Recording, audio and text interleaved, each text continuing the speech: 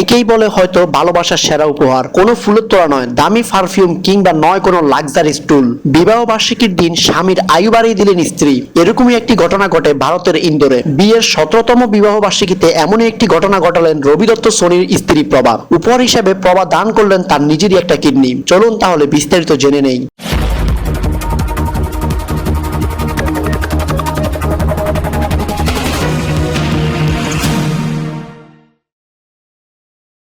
গত 8 মাস ধরে কিডনির সমস্যায় ভুগছিলেন রবি দত্ত সোনি। নিয়মিত চলছিল ডায়ালিসিসও, কিন্তু 2 দিন আগে শারীরিক অবস্থার অবনতি ঘটে তার।